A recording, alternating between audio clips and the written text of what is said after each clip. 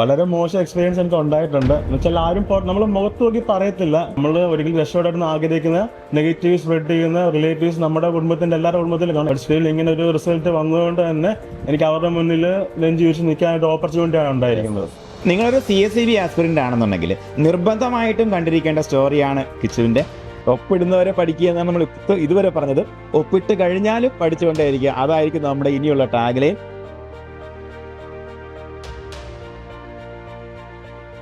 നിങ്ങളൊരു CSEB aspirant ആണെന്നുണ്ടെങ്കിൽ നിർബന്ധമായിട്ടും കണ്ടിരിക്കേണ്ട സ്റ്റോറിയാണ് കിച്ചുവിന്റെ. അത് എന്തുകൊണ്ടാണെന്ന് എടുത്തു പറഞ്ഞാൽ ഏറ്റവും റീസെന്റ് ആയിട്ട് വന്നിരിക്കുന്ന റിസൾട്ട് തന്നെയാണ്. അതായത് 2 ബാങ്കുകളിൽ നമുക്ക് ചീഫ് അക്കൗണ്ടന്റ് 1ാം റാങ്ക്, അതുപോലെ 3 ബാങ്കുകളിൽ അസിസ്റ്റന്റ് സെക്രട്ടറി 1ാം റാങ്ക്. അങ്ങനെ പലപ്പോഴും നമ്മൾ ഇത്തരത്തിലുള്ള അസിസ്റ്റന്റ് സെക്രട്ടറി അല്ലെങ്കിൽ സെക്രട്ടറി പോസ്റ്റ് വരുമ്പോൾ ഒരു വേക്കൻസി അല്ലേ ഉള്ളൂ, ഇതിനു വേണ്ടി പഠിച്ചാൽ കിട്ടുമോ എന്നൊരൊറ്റ സംശയത്താൽ നമ്മൾ പലപ്പോഴും ന്യൂട്രലായി കളയുന്ന എക്സാമിനേഷനാണ്.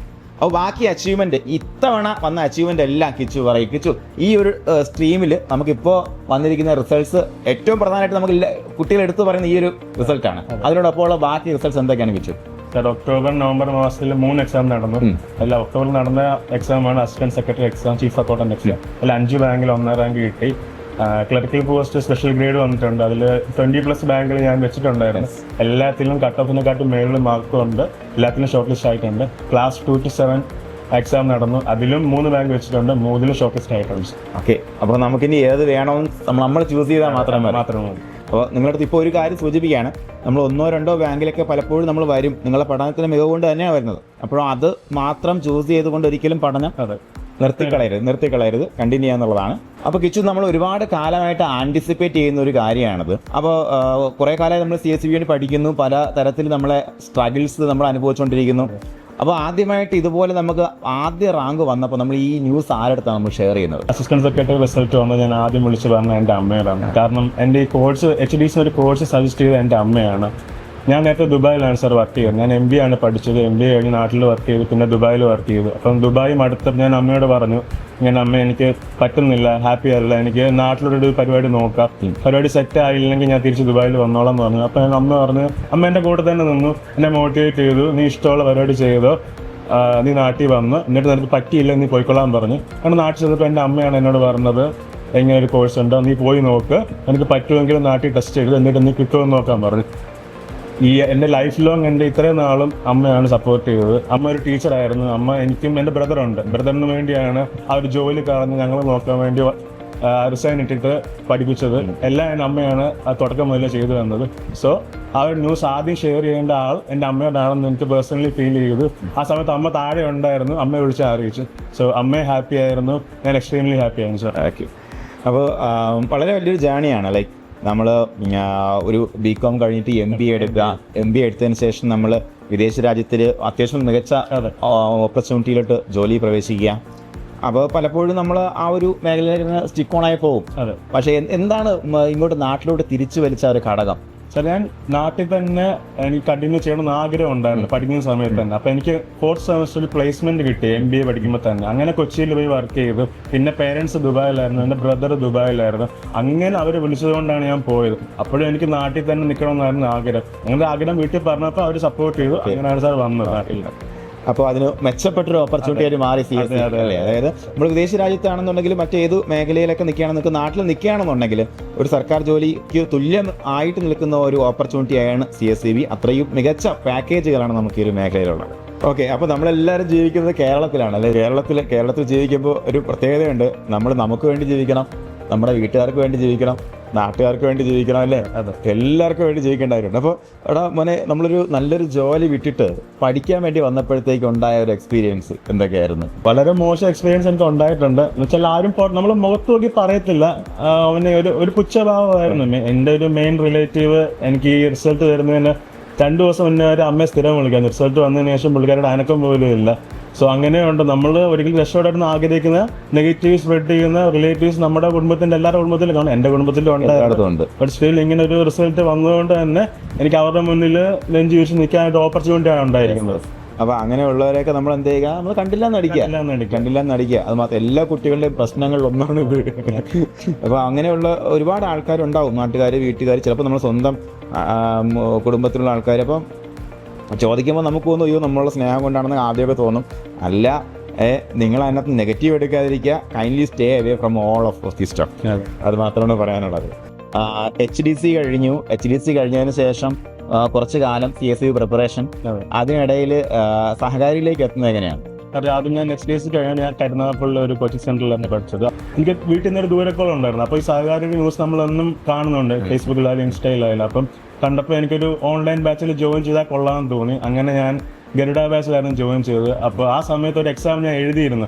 അപ്പോൾ അതിലൊരു ബാങ്കിൽ ഷോർട്ട് ലിസ്റ്റ് ഉണ്ട്. അപ്പം സാറിനെ തന്നെ ഞാൻ വിളിച്ച് പറഞ്ഞിരുന്നു. അപ്പോൾ സാർ എന്നോട് സജസ്റ്റ് ചെയ്തു, നീ അവിടെ നിൽക്കണ്ട, നീ നേരെ തുടരും ബാച്ച് ഉണ്ട്, റിവിഷൻ ബാച്ച്, അതിൽ കയറി. എനിക്ക് പറ്റിയ ബാച്ച് അതാണെന്ന് പറഞ്ഞു. അതെനിക്കൊരു ലൈഫ് ചേഞ്ചിങ് മൊമെന്റ് ആയിരുന്നു. അതിനുശേഷമാണ് എഴുതിയ 3 പരീക്ഷയ്ക്ക് ക്രാക്ക് ചെയ്യാൻ സാധിച്ചത്. അതിന് നേരെ ഗ്രൂപ്പിലേക്ക് വന്നു. അപ്പോൾ അവിടെ നമ്മൾ മെന്ററുടെ കാര്യം എടുത്തു പറയണം. കാരണം നിങ്ങളുടെ എൻറ്റയർ റെസ്പോൺസിബിലിറ്റി ഏറ്റെടുത്തുകൊണ്ട് നിങ്ങളെ പഠിപ്പിക്കുന്നതിന് മെന്ററുടെ കാര്യം ദീപ്തി അല്ലേ? ദീപ്തി മാമിനെ കുറിച്ച് പറയുകയാണെങ്കിൽ ഒരുപാട് പറയാനുണ്ടോ. എനിക്ക് ഒരു ടീച്ചറെന്ന ഉപരി ഒരു സിസ്റ്ററിനെ പോലെയാണ് കാണുന്നത്. എന്ത് കാര്യത്തിന് വിളിച്ചാലും മിസ് അവൈലബിൾ ആണ്. ഈ അസിസ്റ്റന്റ് സെക്രട്ടറി എക്സാമിന്റെ തൊട്ട് തലേന്ന് മിസ്സിന് ഒരു പേഴ്സണൽ കാര്യം ഉണ്ടായിരുന്നു. അത് മിസ് മാറ്റി വെച്ചിട്ടാണ് ക്ലാസ് എടുത്തത്. മിസ്സിന്റെ ഞാൻ ഇരുന്ന ക്ലാസ്സുകളിലെ one of the best class അന്നായിരുന്നു ഉണ്ടായിരുന്നു. ആ ഒരു ക്ലാസ്സിൽ നിന്ന് തന്നെ ഒരു 3 ക്വസ്റ്റ്യൻ എനിക്ക് പിറ്റേന്നത്തെ എക്സാമിന് ആൻസർ ചെയ്യാൻ പറ്റും. ഇങ്ങനെ ഒരു കോമ്പറ്റേറ്റീവ് എക്സാമിൽ ആ ഒരു 3 മാർക്കിന്റെ വാല്യൂ ഭയങ്കര വലുതാണ് സാർ. സോ ഈ ഒരു നിമിഷത്തിൽ ഞാൻ മിസ്സിന് അത്രയധികം നന്ദി പറയുന്നു. ഓക്കെ, ദീപ്തി നിങ്ങൾ തകർത്തുകൊണ്ടിരിക്കുകയാണ്. ദീപ്തിയുടെ നമ്മുടെ കുട്ടികളും എല്ലാവരും കൂടെ തകർത്തുകൊണ്ടിരിക്കുകയാണ്. CSCBയുടെ റാങ്കുകൾ എന്ന് പറയുമ്പോഴത്തേക്ക് ഇപ്പോൾ എനിക്ക് തോന്നുന്നു ഇപ്പോൾ എപ്പോഴും 2/3 സഹകാരിലേക്ക് ഇപ്പോൾ നിലവിൽ വരുന്ന ഒരു സിറ്റുവേഷൻ ഇപ്പോൾ ഉണ്ട്. അപ്പോൾ അതിൽ നമ്മുടെ എല്ലാ ബാച്ചും, എസ്പെഷ്യലി നമ്മുടെ ആവേശം അതുപോലെയുള്ള ബാച്ചുകളെല്ലാം അവിടെ പഠിക്കുന്ന എല്ലാ ഉദ്യോഗാർത്ഥികളും അതിനോട്ടുള്ള എഫേർട്ട് കംപ്ലീറ്റ് ഇട്ട് വരുന്നുണ്ട്. അപ്പോൾ അത് വലിയ സന്തോഷമാണ് ഈ ഒരു നിമിഷത്തിൽ. നിങ്ങൾക്കിപ്പോൾ റിവിഷനിലേക്ക് വരാൻ നമ്മൾ പറഞ്ഞു. അപ്പോൾ റിവിഷൻ വന്നപ്പോഴത്തേക്കും ഡെയിലി വരും നമുക്ക് ഒരു ടോപ്പിക് വൈസ് എക്സാമിനേഷൻസ് നമുക്ക് കൃത്യമായിട്ട് വരും. അത് കഴിഞ്ഞിട്ട് നമുക്ക് വീക്കെൻഡിൽ വരുന്ന എക്സാമിനേഷനും പിന്നെ ലൈവും ആണ് മെയിനായിട്ട് വരുന്നത്. അപ്പോൾ അതിൽ ഏറ്റവും കൂടുതൽ നമ്മളെ ഒന്ന് മൂർച്ച കൂട്ടാൻ വേണ്ടി സഹായിച്ചത് എന്തായിരുന്നു കിച്ചുവിന്? ഡെയിലി എക്സാം ആണ് സാർ. കാരണം നമുക്ക് മോഡൽ എക്സാം എന്നും ഉണ്ടായിരുന്നു. അപ്പോൾ എന്നും നമ്മളൊരു 100 ക്വസ്റ്റ്യൻ കാണുന്നുണ്ട്. 100 ക്വസ്റ്റ്യൻ നമ്മുടെ മുന്നിൽ വരുന്നുണ്ട്. പുതിയ 100 ക്വസ്റ്റ്യൻ ആണ്.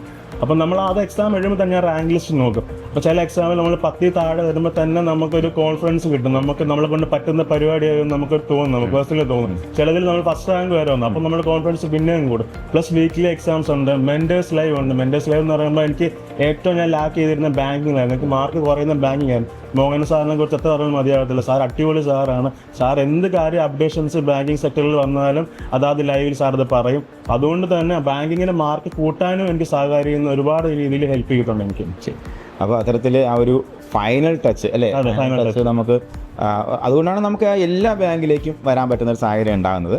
അതുപോലെ നമുക്ക് ഇതുപോലെയുള്ള മത്സര പരീക്ഷയ്ക്ക് വേണ്ടി പ്രിപ്പയർ ചെയ്യുമ്പോൾ കിച്ചു നമുക്ക് എത്രത്തോളം സമയമാണ് കിച്ചു ഇതിനു വേണ്ടി സ്പെയർ ചെയ്യുന്നത്? അതുപോലെ ആ സമയത്തിൻ്റെ ക്വാളിറ്റിയിൽ എത്രത്തോളം മാറ്ററാണ്? അതുപോലെ അതിൻ്റെ ആ ഒരു ടൈം ടേബിളൊക്കെ എങ്ങനെയാണ് കിച്ചുവിൻ്റെ? എല്ലാ കുട്ടികൾക്കും അറിയാൻ ആഗ്രഹമുള്ള ചോദ്യമായിരിക്കും. സാർ ഡെയിലി ഞാനൊരു 8 മണിക്കൂർ പഠിക്കുമായിരുന്നു എല്ലാ ദിവസവും. എൻ്റെ ഒരു മൈൻഡ് സെറ്റ് എന്താണെന്ന് വെച്ചാൽ നമ്മൾ ആ ദിവസം പഠിച്ചില്ല എന്ന് പറഞ്ഞ് നമ്മൾ കിടക്കാൻ നേരം റിഗ്രറ്റ് ഉണ്ടാവരുത്. അതായിരുന്നു എൻ്റെ ഒരു മൈൻഡ് സെറ്റ്. ഞാൻ ഓരോ ദിവസവും ഒരു 2 സബ്ജക്റ്റ് 4 hours യൂസ് വെച്ച് പഠിക്കുന്നുണ്ടായിരുന്നു. പ്ലസ് ഞാൻ PYQ ഞാൻ ചെയ്യുന്നുണ്ടായിരുന്നു. PYQ സഹകാരിയുടെ തന്നെയാണ് ഞാൻ വാങ്ങിച്ചത്, റാങ്ക് ഫയൽ. പ്ലസ് അല്ലാതെ നമ്മൾ ഡെയിലി എക്സാംസ് ഉണ്ട്, മോഡൽ എക്സാംസ് ഉണ്ട്, അതെല്ലാം ചെയ്യുന്നുണ്ടായിരുന്നു. 8 മണിക്കൂർ സ്ഥിരമായിട്ട് ഞാൻ പഠിക്കുന്ന ആളായിരുന്നു. എൻ്റെ ഫോക്കസ് ഫുൾ എനിക്കിഷ്ടമുള്ള കാര്യങ്ങൾ, സമയം കളയുന്ന കാര്യങ്ങളെല്ലാം ഞാൻ മാറ്റി വെച്ചിട്ട് ഞാൻ ഫുൾ ഫോക്കസ് ഞാൻ ഇതിലേക്ക് മാറ്റി വെച്ച്. അതാണ് എൻ്റെ ഒരു വിജയത്തിൻ്റെ രഹസ്യം എന്നാണ് ഞാൻ വിശ്വസിക്കുന്നത്. അപ്പോൾ നമ്മൾ ഒരു കുട്ടി ഇരിക്കുമ്പോഴത്തേക്കും ഇനി പഠിക്കാതിരിക്കുന്നു, എത്ര സമയം, ചിലർക്ക് എത്ര സമയം കാക്കണമെന്നില്ല. അപ്പോൾ അവർക്ക് കൊടുക്കുന്ന സജഷൻ എന്താണ്? നമ്മൾ ഓരോരുത്തർക്കും കഴിവെന്ന് അവരാണ് മനസ്സിലാക്കേണ്ടത്. അവരുടെ പൊട്ടൻഷ്യൽ എത്രയാണെന്ന് അവർക്ക് മാത്രമേ അറിയൂ. ചിലർക്ക് 10 മണിക്കൂർ പഠിക്കണം, ചിലർക്ക് അതിൽ കൂടുതൽ പഠിക്കണം, ചിലർക്ക് 5 മണിക്കൂർ പഠിച്ചാൽ അതെന്താണെന്ന് അവർ സ്വയം മനസ്സിലാക്കിയിട്ട് അതിന് വേണ്ട കാര്യങ്ങൾ ചെയ്യാന്നുള്ള, അതിനുവേണ്ടി വർക്ക് ചെയ്യാന്നുള്ളതാണ് വലിയ കാര്യം. അപ്പോൾ അതുപോലെ എപ്പോഴും നമ്മൾ സഹകരണ മേഖലയിൽ പഠിക്കുന്ന കുട്ടികളടുത്ത് പറയുന്നതാണ്, നിങ്ങളെ കാണുന്ന, ലക്ഷ്യം കാണുന്ന അവിടെ എത്തുന്നവരെ, ആദ്യത്തെ ഒപ്പിടുന്നവരെ പഠനം മുന്നോട്ട് കൊണ്ടുപോകുക എന്നുള്ള കാര്യത്തിൽ.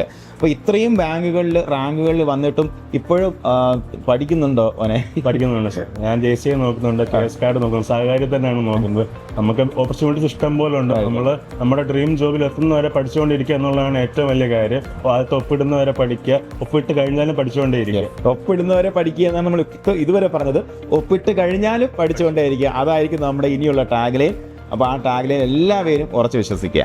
ഓക്കെ, അപ്പോൾ ഈ ഇത്രയും ഒരു ചെറിയൊരു ടൈം സ്പാനിൽ നമ്മുടെ ഉദ്യോഗാർത്ഥികൾ എല്ലാവരും അവസാന നിമിഷം വരെ കണ്ടുകൊണ്ടിരിക്കുകയായിരിക്കും. അവർക്ക് കൊടുക്കാനുള്ള മെസ്സേജ് എന്താണ് കിച്ചു? സാർ ഒരിക്കലും ക്വിറ്റ് ചെയ്യാതിരിക്കുക എന്നുള്ളതാണ്. നമ്മളിപ്പോൾ ഇതിനു വേണ്ടി ഇറങ്ങി തിരിച്ചു. എന്നെ സംബന്ധിച്ച് എനിക്കൊരു 1 ഇയർ മാത്രം ഞാൻ കണ്ടിന്യൂസ് പഠിച്ചിട്ടുള്ളൂ. 1 ഇയറിന് മുന്നേ തന്നെ എനിക്ക് ക്രാക്ക് ചെയ്യാൻ പറ്റി, ഈ ഒരു CCD എക്സാം ക്രാക്ക് ചെയ്യാൻ എനിക്ക് പറ്റി. സോ ക്വിറ്റ് ചെയ്യാതിരിക്കുക എന്നുള്ളതാണ് ഏറ്റവും വലിയ കാര്യം. നമുക്കൊരു ദിവസം വരും, നമുക്ക് ആ ദിവസം ചുമ്മാ കാര്യത്തില്ല, നമ്മൾ അതിനുവേണ്ടി വർക്ക് ചെയ്യണം, സ്ട്രഗിൾ ഉണ്ടായിരിക്കും, നമ്മൾ അതിനെല്ലാം ഓവർകം ചെയ്യണം, നമ്മുടെ ഫുൾ ഫോക്കസ് ഇതിലായിരിക്കണം. നമുക്കൊരു സ്ട്രെസ് വരുത്താത്ത രീതിയിൽ തന്നെ നമുക്ക് പഠിച്ചെടുക്കാൻ സാധിക്കുന്ന ഒരു എക്സാമാണ് CSEB എക്സാം. അതിനുള്ളതേ ഉള്ളൂ ശരിക്കും. അത്രേ ഉള്ളൂ. നമ്മളൊരു 6 months to 1 year ഇതിനു വേണ്ടി സ്പെൻഡ് ചെയ്യുകയാണെങ്കിൽ ഉറപ്പായിട്ട് എന്നെ കൊണ്ട് പറ്റിയെങ്കിൽ നിങ്ങൾക്ക് എല്ലാവർക്കും സാധിക്കും. ഓക്കെ, അപ്പോൾ എല്ലാ കൂട്ടുകാർക്കും വിജയാശം നേരുകയാണ്. കിച്ചുവിനോടൊപ്പം എല്ലാവരും വരുന്ന എക്സാംസ് എല്ലാം വളരെ ആത്മവിശ്വാസത്തോടെ എഴുതുക, വിജയിക്കുക. നമുക്ക് എല്ലാവർക്കും പറ്റുന്ന വേണ്ടുന്ന അത്രയും ഓപ്പർച്യൂണിറ്റി ഈ ഒരു സഹകരണ മേഖലയിലുണ്ട്. എല്ലാവർക്കും നന്ദി, താങ്ക് യു.